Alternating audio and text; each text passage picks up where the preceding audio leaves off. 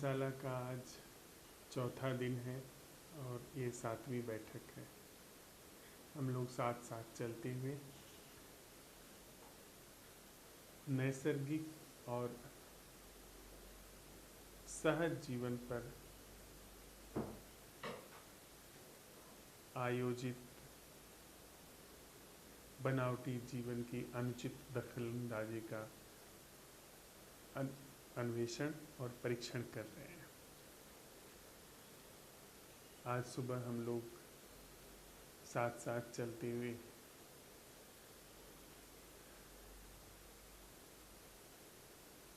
खेतों से गुजरे। धान के खेत बिल्कुल हरे हो चुके हैं। घरों की क्यारियों में खूब फूल लगे हुए हैं।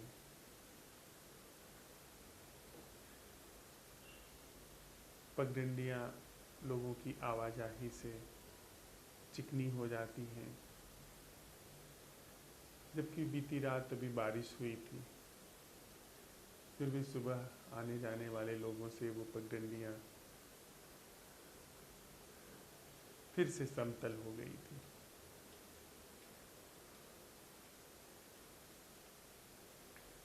लीची के, आम के और एकांत में बने उस शिवालय से होकर के हम लोग आज सैर पर चलते रहे। उबड़ खाबड़ पत्थरों के बीच में से गुजरते हुए, बहती हुई जलधारा के किनारे से चलते हुए हम लोग एक छोटे से इस पहाड़ी गांव से गुजरे, जहाँ पर एक सहृदय बूढ़ी स्त्री ने हम लोगों को पीछे से पुकारा। वह हमारी अनायास मदद करना चाहती थी।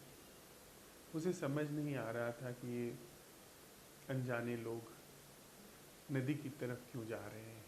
कहीं ये लोग रास्ता तो नहीं भटक गए हैं।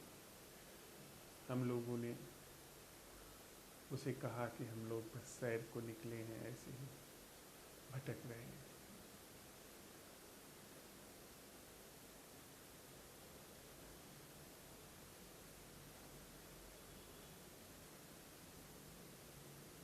बाग में न जाने कितने सारे पंछी अनायास कलरव कर रहे थे।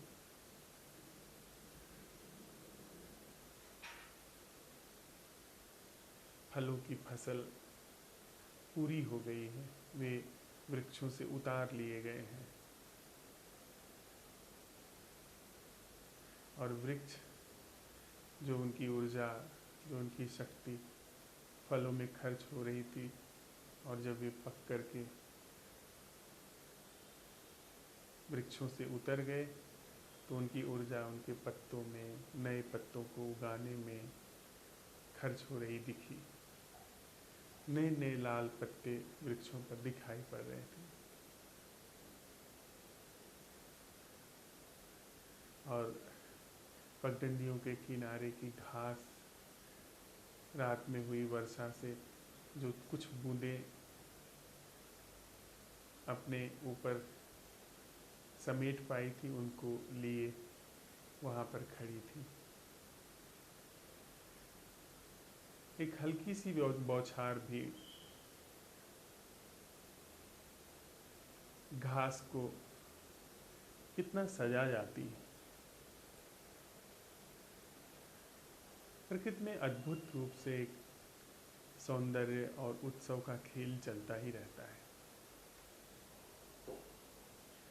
न जाने कैसे, न जाने किस भ्रम की घड़ी में हम इस उत्सव से छिटक करके, जो कि नैसर्गिक है, जो बनावटी नहीं है, जो प्राकृतिक है, आयोजन में अपने को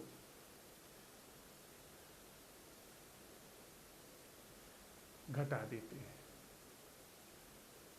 और सब कुछ बस हमारे आयोजन पर ही निर्भर होता चला जाता है।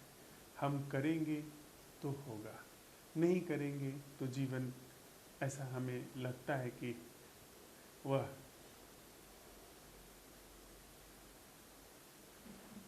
पतझड़ की तरह बिखर जाएगा। कल हम लोग एक प्रश्न के साथ विदा हुए थे कि क्या जीना संस्कारों से मुक्त हो सकता है। तो थोड़ा हम इस बैठक में संस्कारों पर भी बात कर लें। संस्कार शब्द सम उपसर्ग क्रि धातु और इया प्रत्यय से मिलकर के बना है। सम उपसर्ग का अर्थ होता है ठीक ठीक, और क्रि धातु का जो आशय है वह है किसी गतिविधि का घटना। कोई गतिविधि हो तो उसे हम करना कहते हैं, और संस्कार से हमारा आशय है कि कोई ऐसी ठीक ठीक आयोजित गतिविधि जो उपयोगी हो। अगर उसका थोड़ा सा बस शाब्दिक आशय हम समझ पाए। खास करके धरती के इस भूभाग में संस्कारों को बहुत महत्व दिया गया है। यद्यपि अगर हम उसका थोड़ा सा परीक्षण करें तो जो पुराने ग्रंथ हैं, खास करके वेद, उनमें संस्कारों का कोई उल्लेख नहीं मिलता है। हाँ, बाद के कुछ गृह सूत्र वगैरह हैं जहाँ से संस्कारों का जन्म होना शुरू हुआ, संस्कारों के महत्व को समझा जाने लगा। तो गर्भाधान संस्कार से लेकर के अग्नि संस्कार तक 16 संस्कारों की रचना की गई, और जीवन को एक आयोजन दिया गया। आयोजन सिर्फ आयोजन के लिए नहीं, वह अगर हम ठीक से देखें तो वह आयोजन किसी विराट के उद्घाटित होने के लिए रहा होगा। पर हम कह नहीं सकते, क्योंकि जो वर्तमान वस्तु स्थिति है उसमें तो संस्कार का कुछ और अर्थ है। वह संस्कार बस हम निभा रहे हैं, किस लिए हैं वह संस्कार वह नहीं पता। गर्भाधान संस्कार था, जबकि बड़े कुशलतापूर्वक, बड़ी ही आनंदित दशा में किसी जीव को गर्भ में प्रवेश करने के लिए आवाहन दिया जाता रहा होगा। और वह जो अग्नि संस्कार है, अंतिम संस्कार, उसमें एक विशेष तरीके की विधि से मृत देह को समाप्त किया जाता रहा होगा, ताकि उसका कोई अवशेष न बच जाए, उसका अनावश्यक रूप से अपमान न हो उस शरीर का, और साथ ही जो उसके भीतर जीवित रहा है उसके सारे भ्रम, सारे मोह टूट जाएं उस शरीर के प्रति और वह आगे बढ़ जाए। हम इसको बस एक अनुमान लगा सकते हैं कि ऐसा कुछ रहा होगा, यदि वह शुभ अर्थों में उनको हम देख सकें। लेकिन अभी बस गृहस्थाश्रम है, विवाह संस्कार है, वानप्रस्थाश्रम है, संन्यास आश्रम है। आश्रम और संस्कार की पूरी व्यवस्था ही छिन्न भिन्न हो गई है। वो तो बिल्कुल कुछ और ही अर्थ लिए हुए है। शायद ही किसी को विवाह संस्कार में रहते हुए यह ख्याल भी आए कि ये विवाह संस्कार भी किन्हीं गहरे अर्थों में मुक्ति की ओर ले जाने का एक प्रयास रहा होगा। विवाह करता हुआ व्यक्ति, विवाह संस्कार में प्रवेश करता हुआ व्यक्ति सपने में भी नहीं सोचता कि यह संस्कार कभी मुक्ति के लिए एक सोपान की तरह रहे होंगे। विवाह संस्कार वस्तुतः और भी ज़्यादा सपने देखने, और भी ज़्यादा सपने पूरे करने के लिए, और भी ज़्यादा आयोजन में उलझने के लिए हम लोगों ने उनको रचा है। हम लोग तो यह भूल ही गए हैं कि ये सारे संस्कार अर्थात आयोजन, ये सारी सुविधाएं, ये जो भी जिस तरीके से हमको ढाला गया है, जिस तरीके से हमको ठीक से चलने के लिए कहा गया है, वह किसी रहस्य के उद्घाटन के लिए रहा होगा। संस्कार निर्मित भी किए हैं तो वह संस्कार किसी बड़े रहस्य के उद्घाटन के लिए हैं। हो सकता है कि वह इस ऑर्गेनिक अवेयरनेस के लिए, उद्घाटन के लिए रहे हों, जो कि अभी हम लोग बिल्कुल भूल चुके हैं। इसलिए हम अब उन संस्कारों को महत्व देंगे तो यह थोड़ी सी नासमझी होगी, क्योंकि अभी हमारे पास उसका बिल्कुल भी जहरीला अर्थ बचा है। अभी तो हमें संस्कार की पूरी संरचना को इसके सापेक्ष, जिसका हम प्रयोग कर रहे हैं, जिसको हम साथ साथ चलते हुए जिसका हम परीक्षण कर रहे हैं, जैसे हम organic awareness, natural awareness, awareness which is not made by the mind, which is not cultivated, which doesn't come from our effort, जो हमारे प्रयास से नहीं आती, ऐसी सजगता को अनावृत्त करने के लिए, उद्घाटित करने के लिए हम परीक्षण कर रहे हैं, अन्वेषण कर रहे हैं। एक जापानी बोध कथा मुझे इस संदर्भ में बड़ी प्रासंगिक सी लग रही है, जिसको हम लोग चाहें तो यहाँ साझा कर सकते हैं।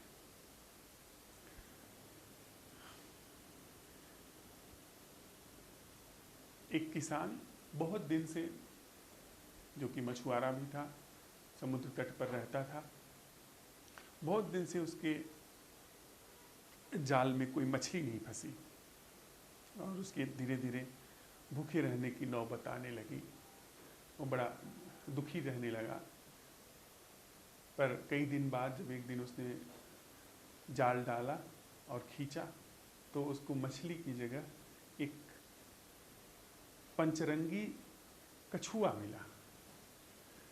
पहले तो वो थोड़ा सा खुश हुआ, लेकिन बड़ा अचंभित हुआ, फिर उदास भी हो गया कि इसका करेंगे तो क्या करेंगे, माना कि यह सुंदर है पर हमें तो भूख मिटानी है। अभी वह यह सब सोच ही रहा था कि वह जो कछुआ था उसने अपना वेश बदल करके एक सुंदर सी युवती का रूप धारण कर लिया। उसने कहा कि मैं तुम्हें बड़े लंबे समय से देख रही हूँ, मैं देवलोक से आई हूँ, तुम बड़े सज्जन, बड़े ही सीधे व्यक्ति मुझे जान पड़ते हो। मैं लंबे समय से तुमसे बात करना चाहती थी और मैंने ऐसा माध्यम चुना कि तुम्हारे जाल में फंस करके फिर तुमसे मैं मिलूं। मैं तुम्हें प्रेम करने लगी हूँ, क्या तुम मुझे अपने घर ले चलोगे? उस मछुआरे ने कहा कि निश्चित देवी, चलिए आप। भला मैं क्यों आपसे प्रेम नहीं करूँगा जब मैं अंदर हिंसक नहीं हूँ, अंदर क्रूर नहीं हूँ। आप हमारी अतिथि हैं, जो भी हमारे पास होगा हम मिल बांट करके खाएंगे, रहेंगे। वह युवती जो कि देवलोक से आई थी उसके घर गई। फिर उसने उस किसान से कहा कि यहाँ जो आपकी दशा है इससे मैं आपको उबार सकती हूँ, लेकिन यदि आप मेरे साथ चलने के लिए राजी हों तब। मछुआरा भी यहाँ की दशा से दुखी था। उसने कहा कि ठीक है, यहाँ तो ठीक से भोजन भी नहीं हम जुटा पाते हैं, यहाँ ठीक से हमें रहने की भी सुविधा नहीं है, वस्त्र भी नहीं है, और भोजन का तो कभी कभी कितना लंबा फाका हो जाता है, तो कोई हर्ज नहीं है, हम चलते हैं। और वह अपना परिवार छोड़ करके चल दिया। उस युवती ने कहा आप आंख बंद करिए। उसने आंख बंद की और जब उसकी आंख खुली तो उसने पाया कि वह एक बड़े से राज्य में, जो कि असाधारण रूप से सुंदर था, जो उसके स्वप्नों से भी सुंदर था।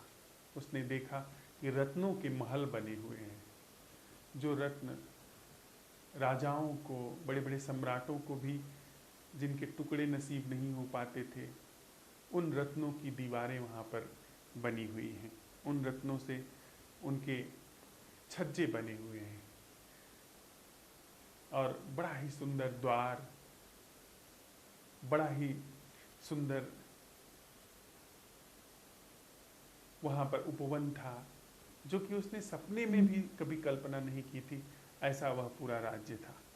वह उसको लेकर के गई, वहाँ उसने दिखाया, उसने परिचय कराया। वहाँ उसी की जैसी 7-8 और युवतियाँ आईं, सबसे परिचय कराया। एक युवक आया, उनसे परिचय कराया, बताया ये कि ये 7 तारे हैं जो मेरी बहनें हैं, और यह युवक ध्रुव तारा है, यह मेरा भाई है।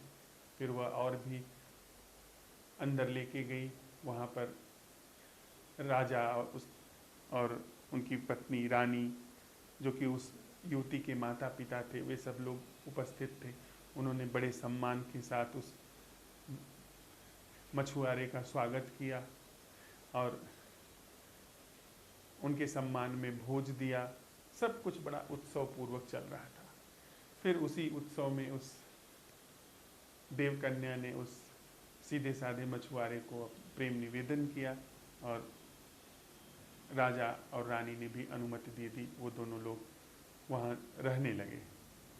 लेकिन जब कुछ वर्ष बीत गए, तब उसे वापस अपने घर की याद आने लगी और धीरे धीरे वो उदास होने लगा।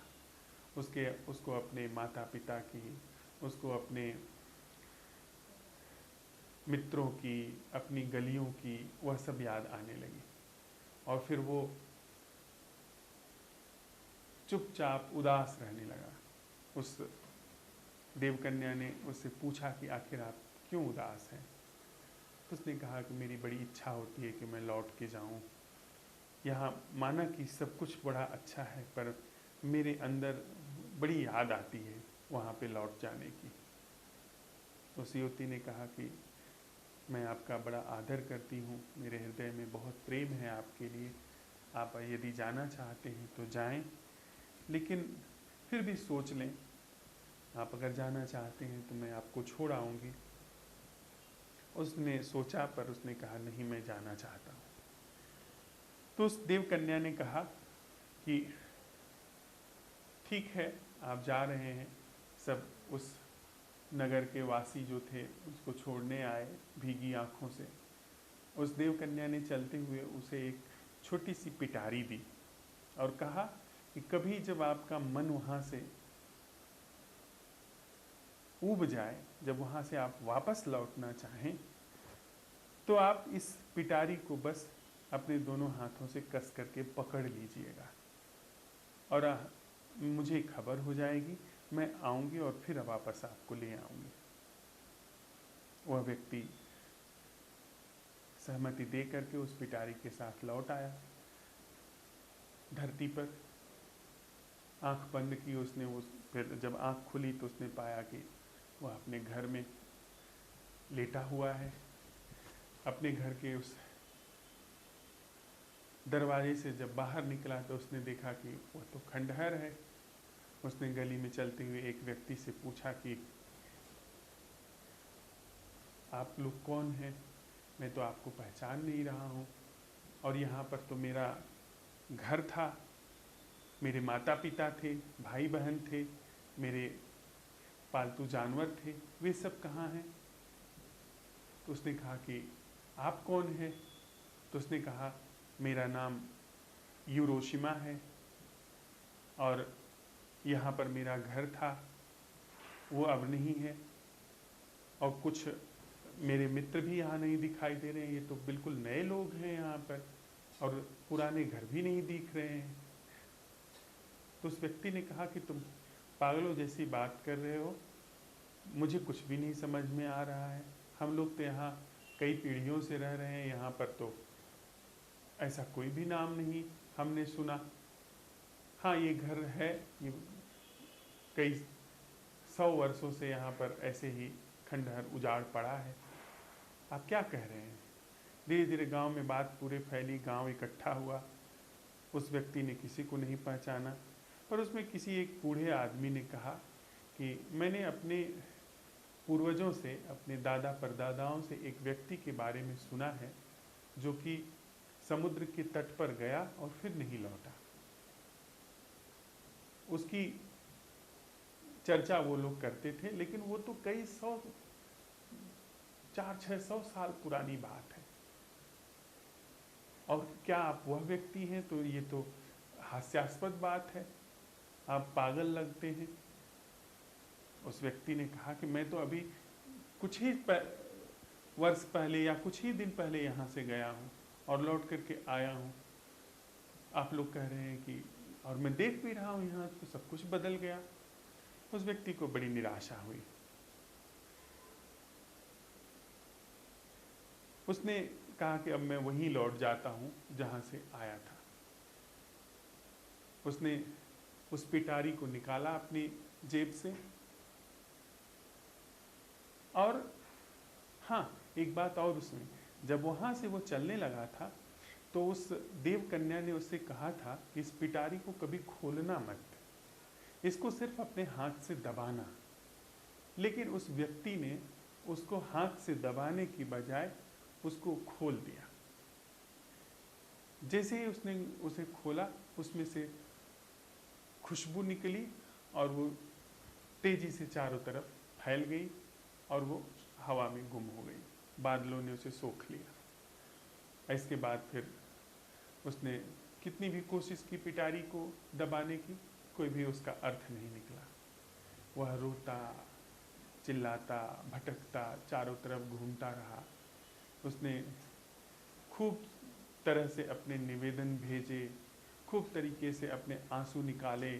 वो समुद्र के किनारे जा कर के लेटा रहता, लेकिन उसे कभी भी उत्तर नहीं आया, क्योंकि वह जो सूत्र था जिसके माध्यम से वह संदेश भेज सकता था उस देव कन्या को, वह उसके हाथ से छूट गया अपनी ही गलती से।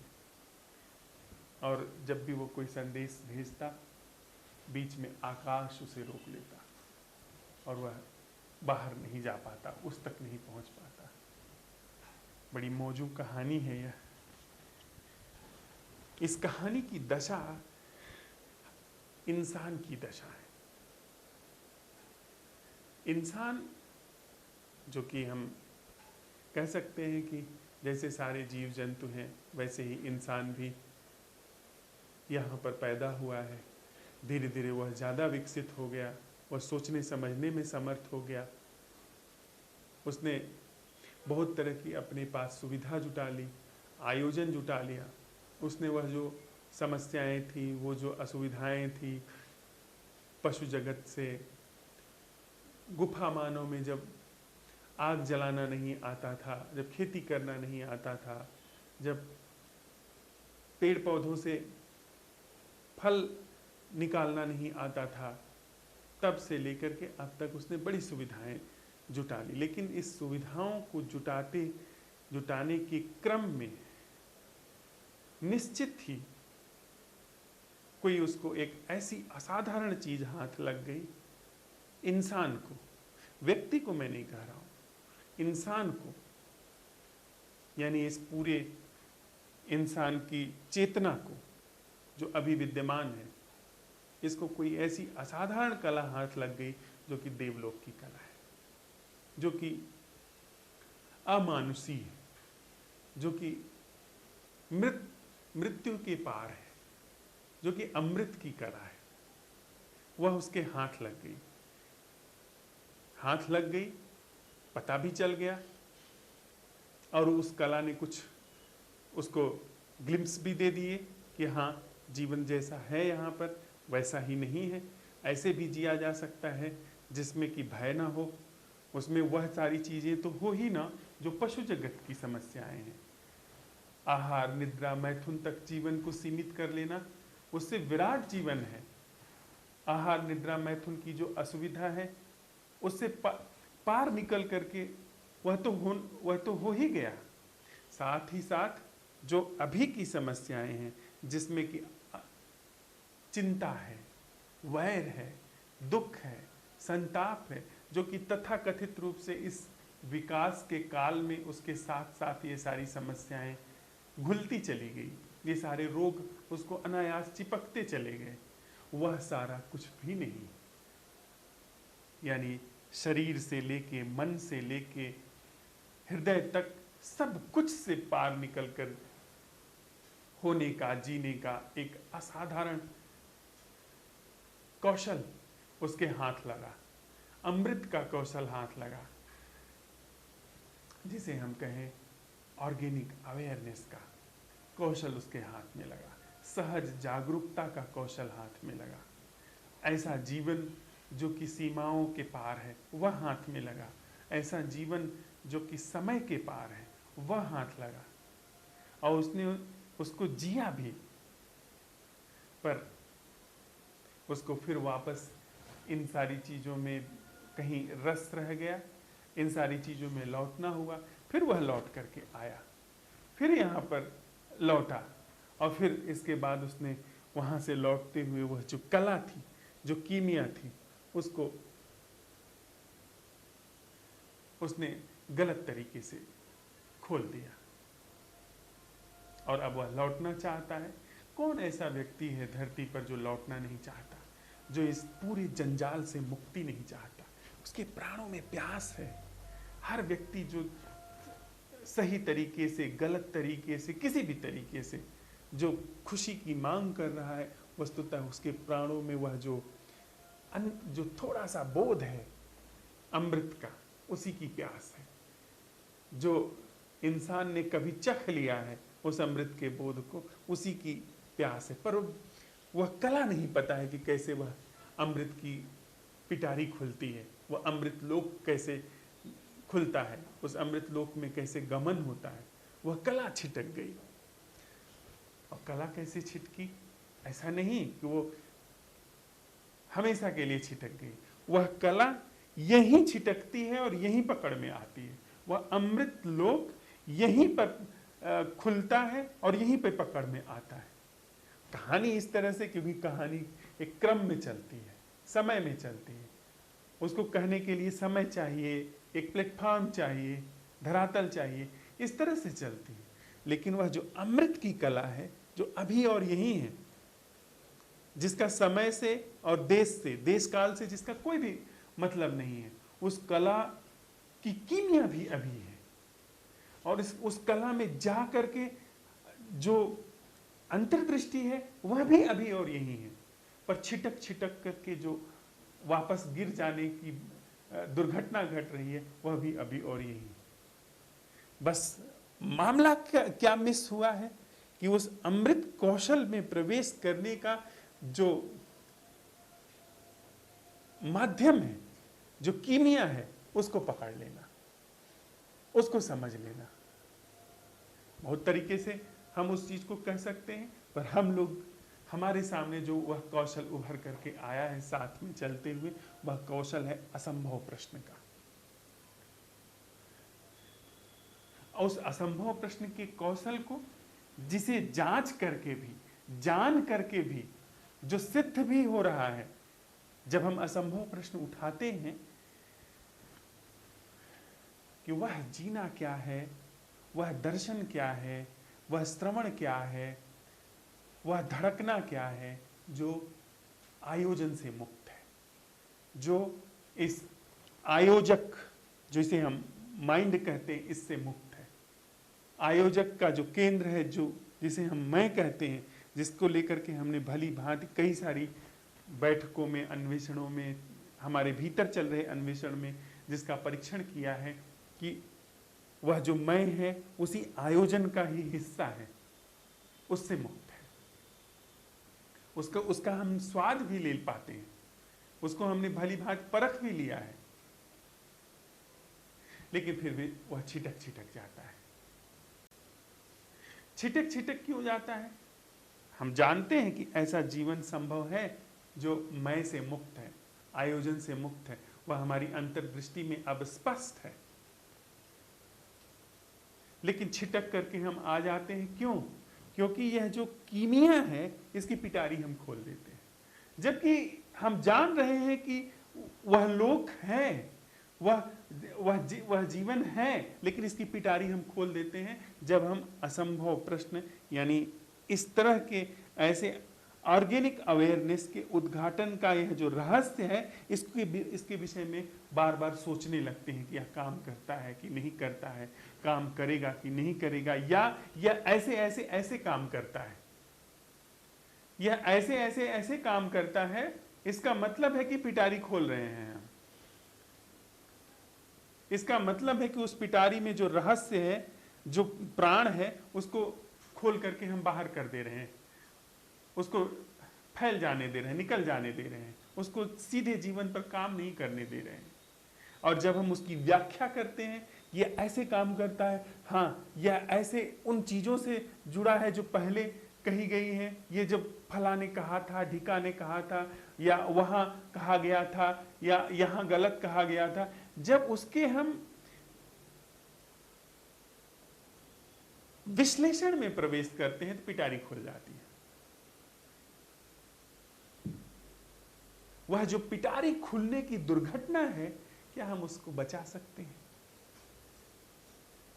ताकि हम वहां भी जाकर के देख लिए, अमृत का जगत है। एक बार हमने असंभव प्रश्न को बिना पिटारी खोले लागू किया और पाया कि हाँ, ऐसा दर्शन, ऐसा जीवन संभव है। उसकी गहरे में अब अंतर्दृष्टि है, उसको हम इनकार नहीं कर सकते। और फिर आदतवश या यहाँ से भली भांति मोहभंग न होने के कारण हम लौट आए। यहाँ की दुर्दशा फिर हम चखते हैं, संबंधों की जो विद्यमान दुर्घटना है उसको चखते हैं, जो हमारे अपने अंदर तरह तरह का जो दुख का रेला चल रहा है उसको चखते हैं, विचारों का जो सतत चलना है वह चखते हैं, यांत्रिकता चखते हैं। फिर उसकी प्यास उठती है बीच में कि अरे नहीं, वह शुभ है यह तो। पर अब क्या कर रहे हैं? पहली बार तो वह काम कर गया क्योंकि हमने पिटारी खोली नहीं थी, और अब जो है उसका विश्लेषण कर रहे हैं। यह काम करता है, नहीं करता है, हाँ ठीक है, ये वही जैसे वहां काम करता था वैसे करता है। ये सारा विश्लेषण उस पिटारी का खुलना है। तो क्या ऐसा संभव है कि यदि हमने जांच लिया, परख लिया, आजमा लिया इस कौशल को, इस कीमिया और कला को, इसके बाद इसके साथ छेड़छाड़ न करें?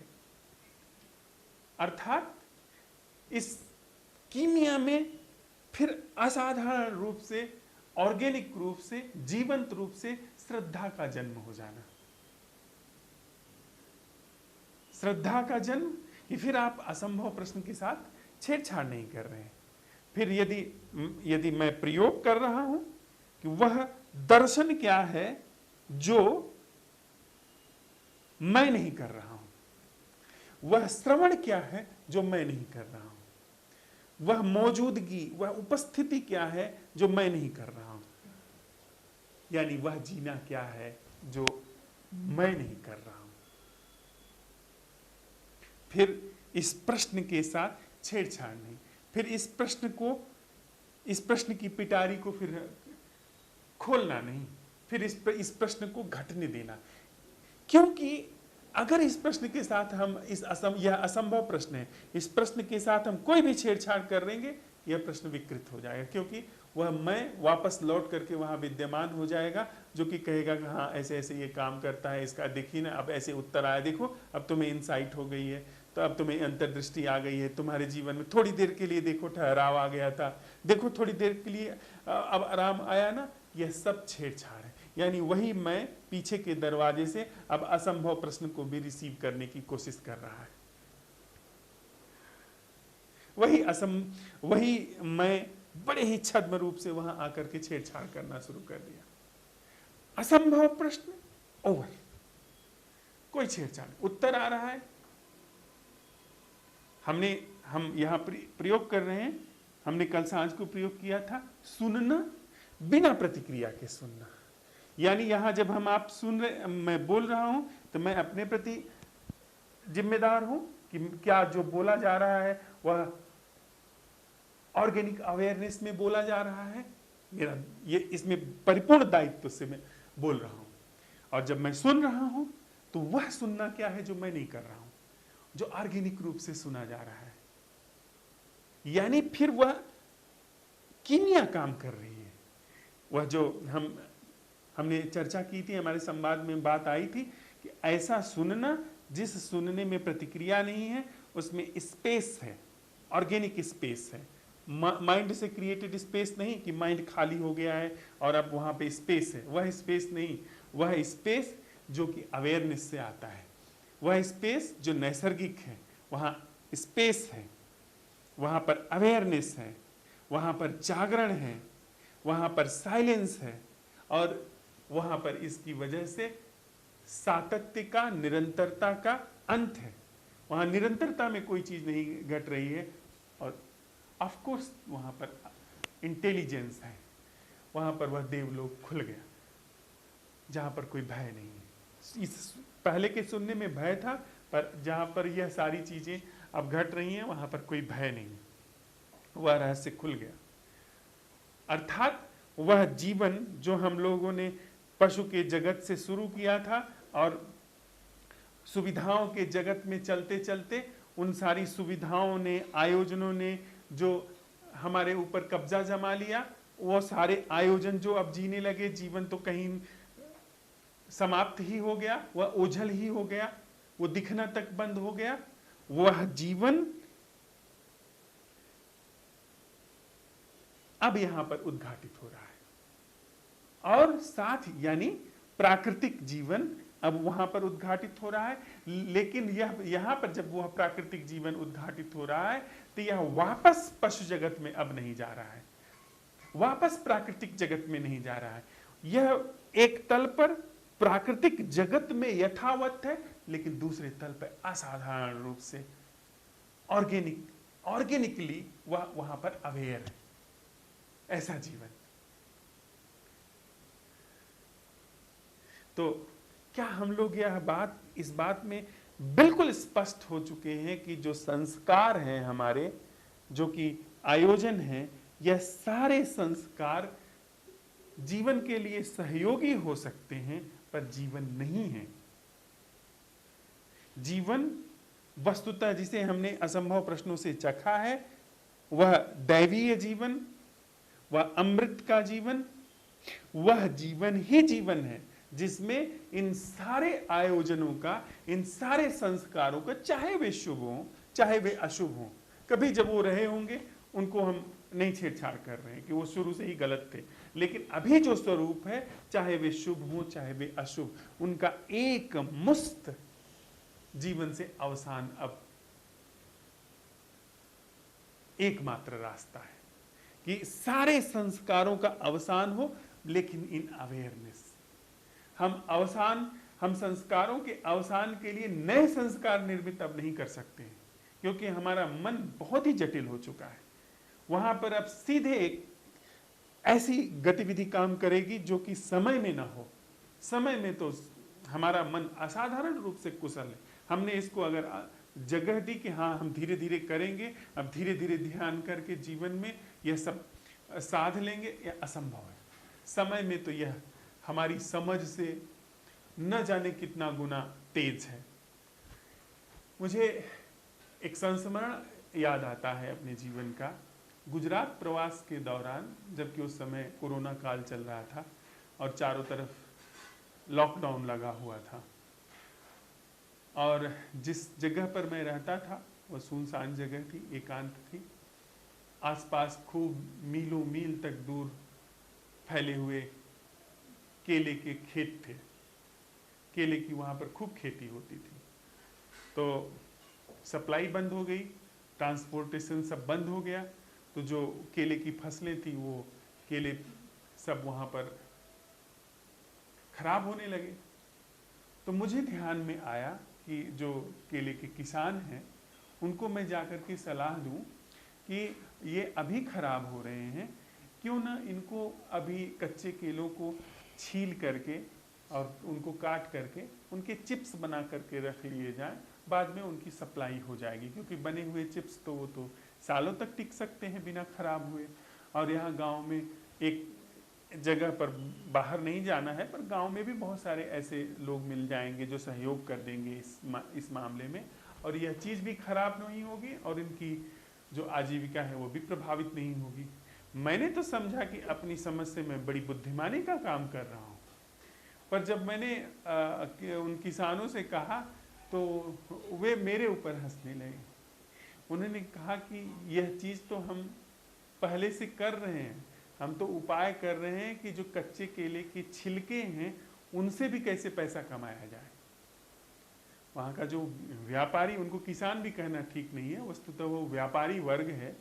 और वो जहाँ से मैंने सोचना शुरू किया, जहाँ से मेरा सोचना अंत हुआ, उसके वहाँ से वो और आगे की सोच रहे हैं जो मैं सलाह दे रहा हूँ। तो यह देख करके, समझ करके मुझे अपनी अब थोड़ा सा झेप हो गई कि मेरी समझ तो मतलब बड़ी कम है, व्यापारी वर्ग की समझ बहुत ज़्यादा है। वे लोग इसमें निष्णात हैं, वे इसका उपयोग कर रहे हैं।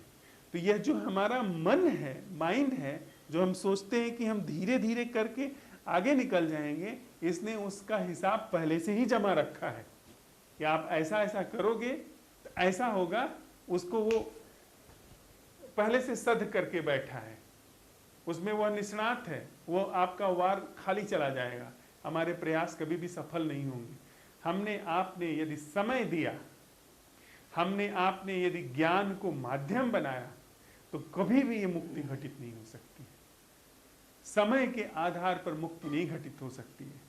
समय के आधार पर सारे दांव पेच चले जा चुके हैं।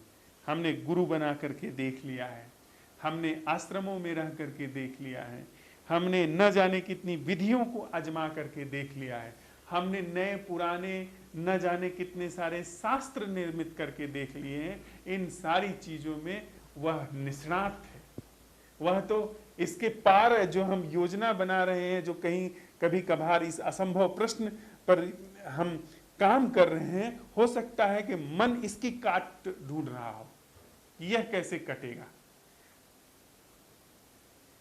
इसलिए अभी यह ताजा है, अभी हमारे मन को इसकी काट नहीं है, इसको वो असफल नहीं कर पाता। इम्पॉसिबल क्वेश्चनिंग को असफल करने में अभी इसको बहुत समय लगेगा। अभी हो सकता है कि ये कभी सफल भी नहीं हो पाए, क्योंकि इसमें समय नहीं है। इम्पॉसिबल क्वेश्चनिंग में, इम्पॉसिबल क्वेश्चनिंग में वह उत्तर में चलता है, वह समय में चलता है। और इम्पॉसिबल क्वेश्चनिंग की यह आर्ट, वह उत्तर में, उसको उत्तर चाहिए ही नहीं, उसमें जिसको उत्तर चाहिए वह भी नहीं है। इसलिए यह तत्क्षण काम करने वाली कीमिया है। यह संस्कारों के अंत के लिए बिना किसी तरीके का संस्कार निर्मित किए काम करने वाली कीमिया है। और इसका काम ऐसा होता है कि समूल सारे संस्कार एक साथ, चाहे शुभ हो अशुभ हो, वे एक कैंसरस पार्ट की तरह एक वार में कट करके एक तरफ हो रहे हैं, और दूसरी तरफ जो सहज जीवन है, जो ऑर्गेनिक नैसर्गिक जीवन है, जो प्राकृतिक जीवन है, यानी पशु की तरह प्राकृतिक नहीं, नन्हे बच्चे की तरह प्राकृतिक नहीं, वह जीवन जो प्राकृतिक भी है पर अवेयर है, होशपूर्ण है, प्रकृति पर उसकी छाया पड़ रही है, प्रकृति को वो प्रकाशित कर रहा है, देह को प्रकाशित कर रहा है, मन को प्रकाशित कर रहा है, सारे अनुभवों को प्रकाशित कर रहा है, इमोशंस को प्रकाशित कर रहा है। लेकिन वह अवेयर है इसके प्रकाश में। यह सारे इमोशंस बह जाएंगे, यह सारे थॉट्स बह जाएंगे, यह शरीर बह जाएगा, पर वो अवेयरनेस नहीं बहेगी जो ऑर्गेनिक है। वो ऑर्गेनिक अवेयरनेस इस पूरे अस्तित्व का स्वभाव है, उसका लक्षण है, उसका ढंग है, जिस तरीके से वह काम करता है। ऑर्गेनिक अवेयरनेस वह नहीं बहेगी। तो हम लोगों ने जो ये साथ साथ चलते हुए इस असाधारण कीमिया को सीखना शुरू किया है, जिसको हम इम्पॉसिबल क्वेश्चनिंग कहते हैं, उसको संस्कारों के सापेक्ष, संस्कारों के संदर्भ में जो हम साध रहे हैं, साथ चल रहे हैं, उस पर यदि कोई प्रश्न बनता है, यदि कोई क्वेरी आती है, कोई शंका होती है, कहीं से कोई बाधा आती है, तो उसको अब हम संवाद में यहाँ पर साझा कर लें, संवाद में यहाँ पर उसको स्पष्ट कर लें, बांट लें, और इस असंभव प्रश्न की क्वेश्चनिंग को पूरी तरह जगह दे दें। एक बात और अंतिम जोड़ना चाहेंगे हम लोग इसमें इसे साझा कर लें। बड़े से बड़ा जो खतरा है वह है यह समझना कि हमारे पास समय है। हम अब शुरू कर दिए हैं और धीरे धीरे हमारे जीवन में समाधान आ जाएगा। अगर यह खतरा किसी तरह से जगह लिया तो इसका मतलब है कि हमने फिर से उस जो चालबाज है, जो इन सारी चीज़ों में कुशल या मानव मन है, इसके हाथ में फिर हमने बागडोर सौंप दी। समय में ये असाधारण रूप से कुशल। इसका मतलब मैं यह नहीं कह रहा हूँ कि हम विह्वल हो जाएं कि नहीं अभी और यही सारे संस्कारों का समूल अंत होना है। वह भी समय है। अभी होना या कभी होना, यह दोनों ही समय के ही प्रारूप हैं। असंभव प्रश्न की कीमिया यानी वह क्वेश्चनिंग, और उस क्वेश्चनिंग से कोई भी रिस्पॉन्स की उम्मीद नहीं, किसी भी तरह के उससे प्रत्युत्तर की उम्मीद नहीं। यह जड़ से हमारी समस्या को काटेगी। फिजिकल टाइम लगे तो लगे, लेकिन हम अगर उसको ठीक से ऐसे कह सकें तो ऐसे है कि तैयारी अभी मरने की पूरी है, लेकिन दिन चाहे जितने गुजर जाएं। मिटने की तैयारी अभी और यही पूरी है, यही मृत्यु होती है तो तैयार है, लेकिन दिन चाहे जितने गुजर जाएं, इस मृत्यु के लिए भी कोई हम हड़बड़ी में नहीं। इतनी सी बात मुझे इस भोर की बैठक में निवेदन करनी थी। और हम लोगों ने जो एक दूसरे से साझा किया है, जो भी कहा गया है, जो भी सुना गया है, उसके साथ थोड़ी देर बैठते हैं।